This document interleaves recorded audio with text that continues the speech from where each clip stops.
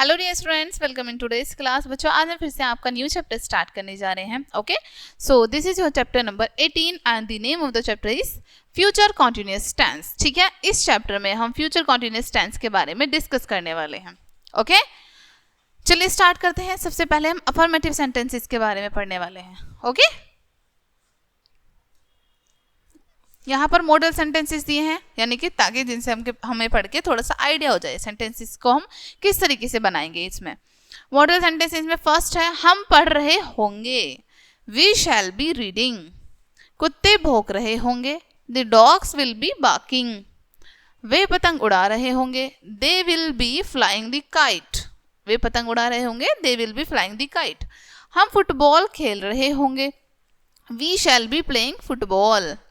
मैं पढ़ रहा हूँगा, आई शैल बी रीडिंग। ठीक है, अब पहचान देखते हैं इसकी। फ्यूचर कॉन्टिन्यूअस टेंस के हिंदी वाक्यों के अंत में रहे होंगे, रहे होंगे, रहे होंगे, रहे होंगे, यानी कि अब यहाँ पर रहा होगा, रहे होंगे, रही होगी आदि शब्द आते हैं। ठीक है, जैसे रहा होगा, रही होंगी, इस तरीके से आदि शब्द आते हैं लास्ट में फ्यूचर कॉन्टिन्यूअस टेंस के। ठीक है, अनुवाद देखते हैं। आई और वी के साथ शैल बी का प्रयोग करते हैं तथा मुख्य क्रिया की फर्स्ट फॉर्म में आईएनजी का प्रयोग करते हैं। ओके, याद रखिएगा आप लोग, आई और वी के साथ हम ओनली शैल बी का यूज करेंगे और साथ ही साथ मेन वर्ब जो होगी फर्स्ट फॉर्म में आईएनजी का यूज करेंगे। शेष कर्ताओं आई वी को छोड़कर, आई वी के अलावा कुछ भी हो, ठीक है, आई वी के अलावा कुछ भी हो, उन सब के साथ हम यूज करेंगे विल बी। ठीक है, विल बी का प्रयोग करते हैं और हमारी वर्ब की फर्स्ट फॉर्म में आईएनजी का यूज करेंगे। ठीक है, चलिए रूल्स देखते हैं। Rule, subject plus shall be या विल बी। अब आपको पता है शैल बी कहाँ यूज करेंगे हम, ओनली आई और वी के साथ। आई और वी के साथ हम शैल बी का यूज करेंगे और बाकी कोई भी सब्जेक्ट हो हमारा उनके साथ विल बी।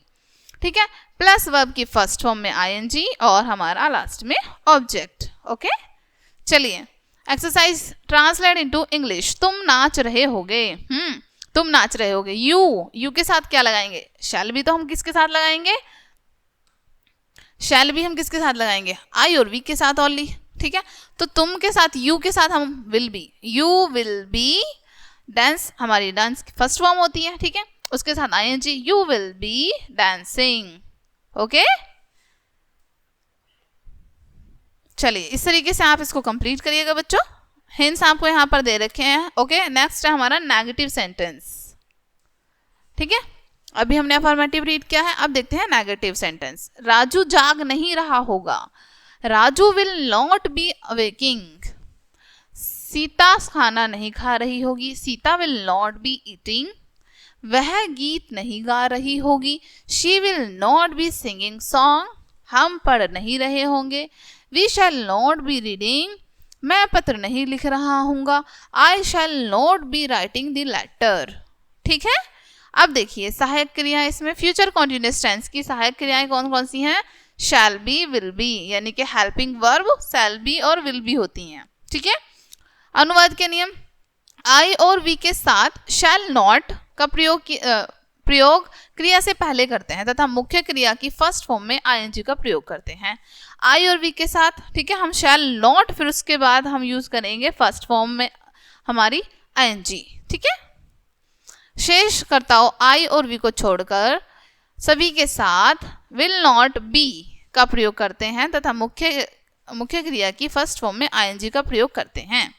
ठीक है, यहाँ पर आपको शैल नोट बी छोड़ रखा है बच्चों। ठीक है, आई और वी के साथ शैल नोट बी का प्रयोग करते हैं। ठीक है, चलिए नेक्स्ट देखते हैं rule, subject plus shall not be या will not be. According to subject हम शैल नोट बी या विल नोट बी यूज करेंगे।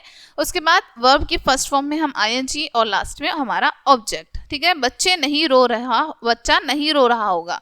ठीक है, अब यहाँ पर आ जाएगा चाइल्ड। ठीक है, child will not B, okay, weeping, बच्चा नहीं रो रहा होगा। Okay, child will not B weeping.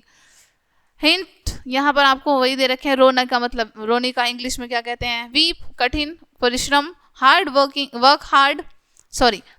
Hard, सोना स्लीप, बजाना रिंग, मदद करना हेल्प, कहानी स्टोरी, पढ़ना रीड। ओके बच्चों, ये चैप्टर आपके यहीं पे फिनिश होता है। आई होप कि चैप्टर आपको अच्छे से समझ आया होगा। मिलते हैं नेक्स्ट वीडियो में एंड थैंक्स फॉर वॉचिंग।